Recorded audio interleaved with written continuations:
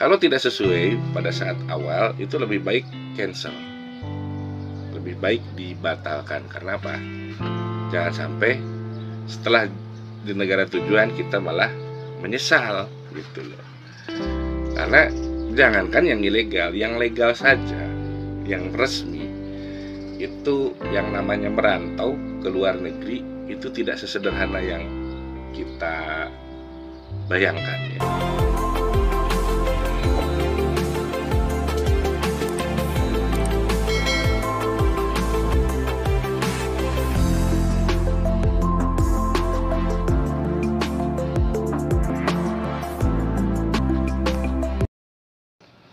Assalamualaikum warahmatullahi wabarakatuh. Bertemu lagi dengan saya di Akhir Explore Channel. Terima kasih buat teman-teman semua yang masih setia dengan channel saya, masih tetap menunggu video-video terbaru dari saya. Dan selamat datang buat yang baru menemukan channel saya.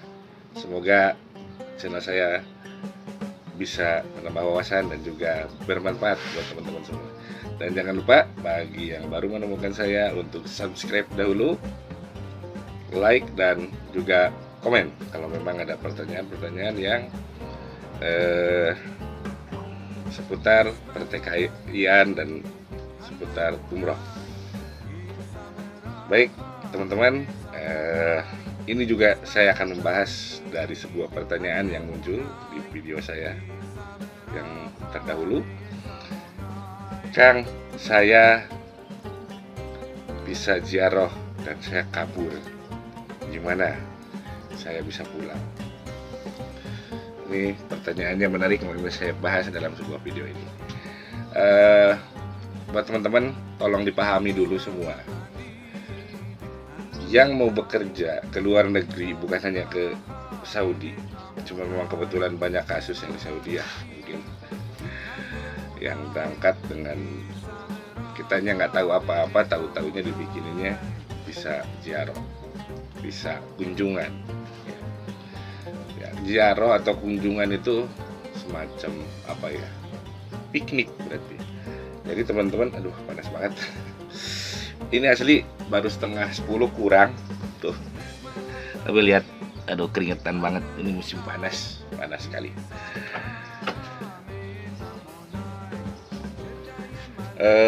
Sampai mana tadi? Oh ya, saya bahas mengenai bisa ziarah atau bisa kunjungan ya. Jadi teman-teman itu berkunjung, piknik, mengunjungi suatu wilayah, negara asing, negara lain gitu ya. Itu bukan sebagai tenaga kerja, hanya kunjungan. Jadi otomatis ketika teman-teman berkunjung ke negara lain tuh, tiba-tiba teman-teman di negara lain mencari pekerjaan, otomatis statusnya itu adalah pekerja ilegal. Jadi kabur tidak kabur tetap ilegal karena tidak tercatat ya. Kalau pekerja asli itu tercatat dari masing-masing negaranya, entah dari negara kitanya maupun negara yang ditujunya, itu tercatat. Makanya itu bedanya. Makanya dalam proses itu pasti melibatkan ya, kalau di kita ada di Snaker, ada Kementerian Tenaga Kerja lah ya. Nah, sehingga pada saat kita berangkat tuh ya, pihak negara kita tuh sudah tahu. Kemudian dari pihak negara yang penerimanya pun tahu kalau kita bekerja gitu, tujuannya, datangnya. Karena penerbit visa itu kan negara tujuan, negara yang akan kita injak istilahnya. Maksudnya injakan kaki ya, bukan injak. Jadi kalau teman-teman datang ke sebuah negara dengan visa ziarah terus bekerja, statusnya tetap ilegal. Kemudian kabur dari majikannya, itu parah. Sudah ilegal, mungkin kalau tidak kabur ya, saya nggak tahu ya, kalau beruntung mungkin dia dapat perlindungan minimal, dia dikawal terus mana yang boleh dan tidak boleh dilakukan supaya aman di negaranya. Tapi kalau kabur ya sudah parah gitu, artinya sama sekali tidak ada perlindungan. Jadi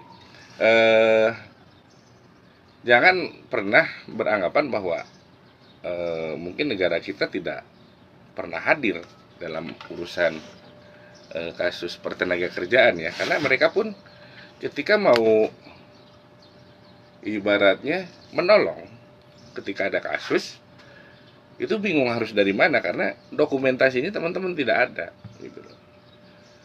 Di Departemen Tenaga Kerja Indonesia ya pun teman-teman tidak ada. Jadi walaupun ada pendampingan itu tidak semaksimal orang yang bekerja secara legal. Jadi balik lagi, hati-hati teman-teman. Ini mungkin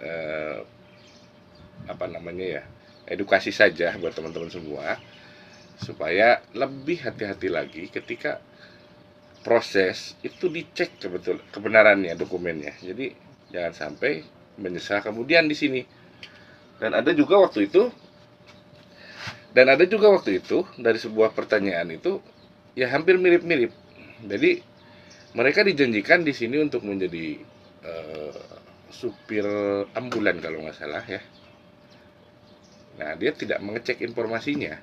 Hanya saja pas ketika mau berangkat dia bilang ini sementara pekerjaannya, nanti di sana kamu akan di kemudian hari akan dipekerjakan sebagai supir.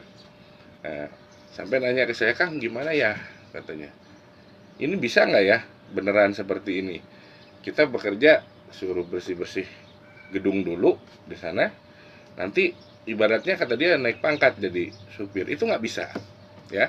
Kalau berangkat sebagai pekerja yang resmi dengan visa pekerja, itu teman-teman tidak serta-merta di sini bisa alih profesi, karena dari ketika berangkat itu sudah jelas dalam dokumennya itu teman-teman sebagai apa. Ibaratnya dari negara luar ngambil ngambil pekerja dari luar negeri itu sesuai dengan spesifikasi pekerjaan yang dibutuhkan, sehingga identitas itu akan terus menempel ketika teman-teman nyampe di negara tersebut. Kemudian ketika dibuatkan IGOMA KTP ya, masih ingat ya, IGOMA itu KTP di sini namanya IGOMA, ya semacamnya ya KTP, itu kan nempel, profesi teman-teman itu akan nempel di situ sebagai apa. Dan berikut penanggung jawabnya, syarikahnya atau perusahaannya, itu perusahaannya akan nempel di KTP atau IGOMA-nya teman-teman. Jadi nggak bisa serta-merta ibaratnya nanti alih profesi jadi driver dari housekeeping gitu. Itu nggak bisa ya. Apalagi tadi kalau dikaitkan lagi dengan kasus yang tadi, sudah di sininya kaburan, sudah di sininya datangnya dengan visa ziarah, kemudian teman-teman kabur dari sini. Ini sebenarnya tidak ada perlindungan sama sekali ya. Artinya kalaupun ketangkap itu nggak ada alasan, pasti dideportasi ya. Deportasi ya, mungkin berapa lama prosesnya ya tergantung dari catatan-catatan yang ada pernah dilakukan di sini gitu ya. Mudah-mudahan sih bisa cepat ya. Kadang kan ada yang sampai ya paling cepat ada yang 2 minggu, tapi kan yang terberat itu ada yang berbulan-bulan, bahkan melebihi dari 2 bulan, 3 bulan. Hidupnya di sini di penampungan, di penjara. Waduh. Ya kecuali teman-teman memang sudah nekat, punya mental baja dan sebagainya ya silahkan, tapi saya sih tidak menyarankan ya. Bekerja dengan legal, dengan dokumen yang lengkap, itu menurut saya jauh lebih nikmat. Mungkin kadang-kadang yang perbedaannya adalah dari pendapatan ya, karena biasanya pekerja ilegal, pekerja kaburan itu justru mendapat pendapatan atau gaji yang tawarannya lebih tinggi daripada yang resmi ya. Tapi sekali lagi semuanya tidak ada perlindungan hukum, tidak ada payung hukum. Ketika ada ingkar janji dari pengusahanya, ketika gaji tidak dibayar dengan semestinya, ketika kontrak diputus tiba-tiba dan sebagainya, itu nggak bisa ngadu. Tapi kalau pekerja yang legal, yang kesininya resmi, semuanya terjamin ya. walaupun di sini ibaratnya dianggurkan, nganggur gitu ya, nggak dipekerjakan, gaji itu akan tetap masuk. Ya, jadi itu keuntungannya ya. Ya syukur-syukur kalau dapat pekerjaannya longgar kayak saya di Syarikah ini ya, bisa kok kerjaannya longgar, pagi sama siang, di tengah-tengah pagi sama siangnya bebas. Nah, habis setelah siang nganterin anak bebas lagi sampai ketemu lagi subuh nanti persiapan kerja. Itu bebas dalam artian kalaupun mau mencari sampingan silahkan, cuman tentunya yang aman, yang tidak mengganggu juga kerja yang pokok gitu ya. Jadi jamnya kita bebas mau ngapain ya, tapi walaupun bebasnya tetap yang namanya kita sebagai pekerja asing di sini ya harus tahu batasan-batasannya. Nah, jadi teman-teman, untuk menghindari hal-hal yang tadi saya utarakan sebelumnya, lebih baik pada saat proses teman-teman banyak tanya, banyak minta penjelasan dan informasi, dan sekaligus juga cek dokumentasi teman-teman dan kelengkapannya apakah sesuai dengan apa yang diharapkan juga oleh negara dan juga kita ya. Jadi jangan sampai dibodoh-bodohi, diiming-imingi nanti bakal begini-begini ya. Kalau tidak sesuai pada saat awal itu lebih baik cancel, lebih baik dibatalkan. Karena apa? Jangan sampai setelah di negara tujuan kita malah menyesal gitu loh. Karena jangankan yang ilegal, yang legal saja, yang resmi itu yang namanya merantau ke luar negeri itu tidak sesederhana yang kita bayangkan ya. Banyak dari teman-teman kita juga yang baru nyampe di sini landing baru beberapa hari udah pengen pulang, nggak betah gitu. Jadi selain dokumennya, jujur mentalnya juga harus dipersiapkan dengan benar. Kan nggak bagus ya, baru datang ke sini baru seminggu, waduh pengen pulang, bagaimana ini gitu kan. Sementara perusahaan yang merekrut teman-teman sudah mungkin keluarkan biaya puluhan juta ya kalau dirupiahkan.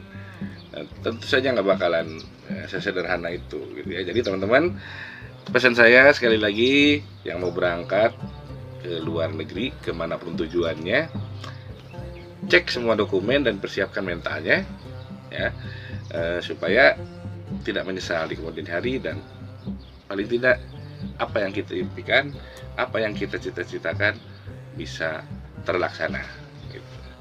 Baik, segitu dulu vlog hari ini, mudah-mudahan bermanfaat, menambah wawasan dan juga pengetahuan teman-teman.